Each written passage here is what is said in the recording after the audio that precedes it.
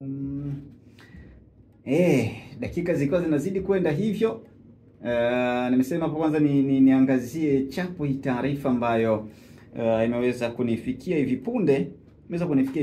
Tu naweza nianze nayo hii pia, alafu baada ya hapo nitaendelea na zile taarifa ambazo nilikuwa nimeshaziandaa tangu wakati nikijiandaa kuingia kwenye chumba hiki cha matangazo cha Big Bros, na hasa katika sahua kipindi cha Jamvini. Kwa wewe msikilizaji na mfuatiliaji wa Jamvini na Big Bros radio na TV pia kwa ujumla.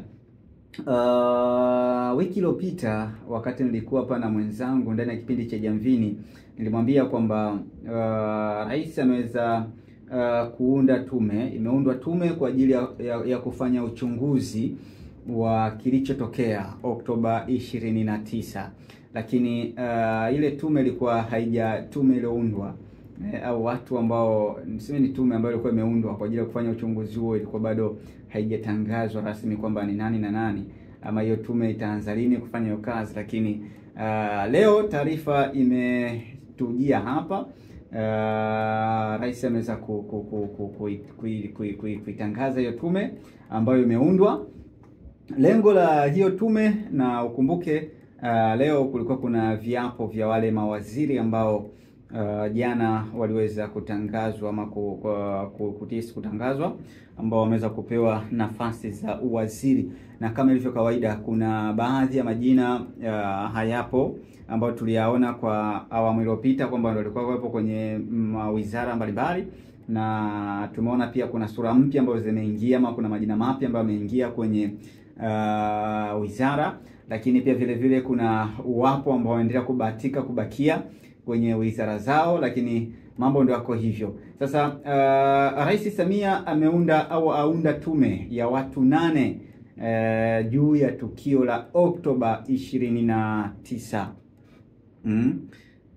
Tume maalum imeundwa ya watu 8 kuchunguza tukio lililotokea Oktoba 29. Rais wa Jamhuri ya Muungano wa Tanzania Dr. Samia Suluhu Hassan, kwa mamlaka alionayo chini ya kifungu cha 3 cha sheria ya Tume ya Uchaguzi sura ya 32, ameunda tume huru ya kufanya uchunguzi wa matukio ya uvunjifu wa amani yaliyotokea nchini wakati na baada ya uchaguzi mkuu uliofanyika tarehe 29 Oktoba 2025. Zingatia.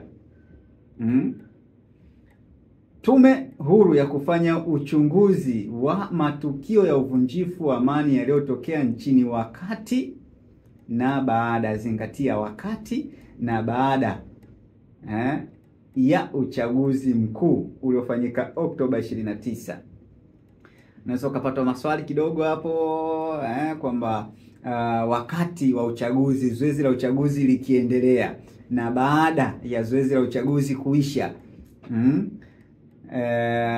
tume itapita kuchunguza.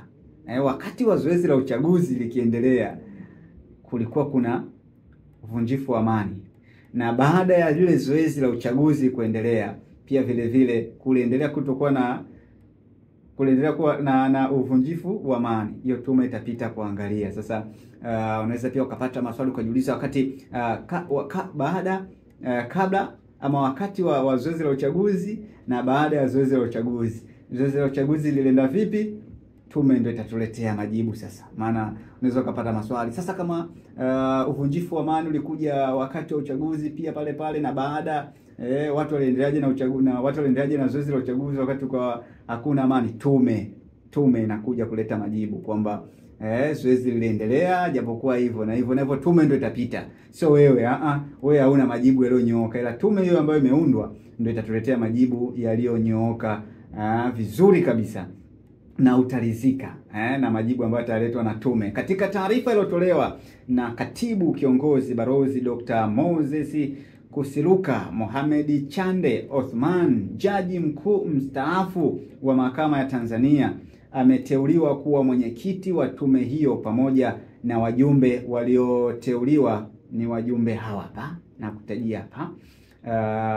Wapo 7 na aliyekuwa jaji mkuu mstaafu wa mahakama ya Tanzania Mohamed Chande Othman ameteuliwa kuwa mwenyekiti wa tume hiyo. Sasa uona uzito wa hii tume kwanza, uzito. Alikuwa jaji yeye pia yumo ndani ya hiyo tume ya kufanya uchunguzi. Hii tume bana. Profesa Ibrahimu Hamisi Juma, huyu ni jaji mkuu mstaafu wa mahakama ya Tanzania. Wa pili ni Balozi Ombeni Yohana Sefue, huyu ni mwanadiplomasia na katibu mkuu kiongozi mstaafu. Wa tatu ni Balozi Radhia Msuya, huyu pia ni mwanadiplomasia na balozi mstaafu. Wa nne ni Balozi Genpo Meela, huyu pia ni mwanadiplomasia na ni balozi mstaafu. Wa tano ni IGP mstaafu Saidi Ali Mwema, huyu ni mkuu wa jeshi la polisi Tanzania mstaafu. Wa sita ni Balozi David Kapia, mwanadiplomasia na balozi mstaafu. Na wa saba ni Dr. Stegomena Tax, aliwahi kuwa katibu mtendaji wa Jumuiya ya Maendeleo Kusini mwa Afrika SADC. Hiyo ndo tume ambayo imeundwa kwa ajili ya kupitia taratibu kuchunguza uchaguzi uliendaje, wakati uchaguzi ukiwa unaendelea, kipi kilitokeaje, ilikuwaje. Ndio hivyo, hao ndo wakuu wenyewe ambao watakuwa wapo kwenye kazi maalum ya kuangalia na kukusanya data, ili watatuletea, watarudi na majibu kwamba bana, ile siku wakati uchaguzi ukiendelea, vurugu ilikuwa hii hapa, vurugu ilianzia hapa, pale nchini pale kuna kisemo wanakiita upande wa Gaza, kwa vurugu ilianzia hapa, hapa tunapahitaji sasa, hapa watu wa ile eneo hivi na hivi. Tume ndio itapita kuchunguza hayo mambo, na ni watu wazito ambao ndio hapo, umeona kama ambavyo umeweza kuona hapo, wakina wana madiplomasia wapo kadhaa, lakini pia IGP pia yupo mondani, majaji pia wapo mondani, afu wale wastaafu ambao yani wamesoma huko, wametumikia huko serikali, sasa wamestaafu, kwa hiyo wana knowledge ya kutosha na haya mambo, kwa hiyo watakuwa kwenye kazi. Msikilizaji, ni jambo zuri pia kama mdomo wako unaweza kuswitch na ukawa ni miongoni, ukautumia vyema mdomo wako, kwa sababu hata wazee pia wanatuambia chunga sana ulimi. Chunga sana ulimi, maana ulimi unaweza ukakufanya ukazungumza kitu hata kama ni kizuri kikaja kikaonekana kibaya. Unaweza ukazungumza kibaya kikaonekana kizuri. Unaweza ukazungumza kitu ambacho ni sahihi kukizungumza, lakini utakayemzungumzia wenda kisiwe sahihi kuzungumzika kwa upande wake. Tume ndio hivyo, ishaundwa hiyo. Japo raia wengi sana wanaweza kuzungumza, kila mmoja anazungumza lake kwenye hilo, hasa baada ya kuona kuna IGP humo na watu kadhaa ambao wapo kwenye hiyo tume. Watu wanajaribu kuhoji tu kwamba inakuaje tena,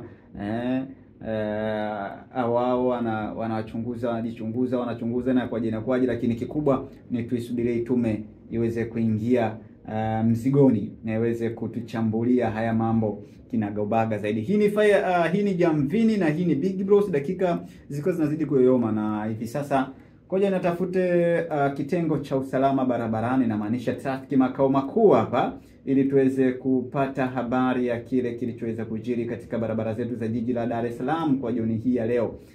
Kwa wewe ambaye uko pembezoni mwa Jamvini na unasikiliza kipindi cha Jamvini hivi sasa.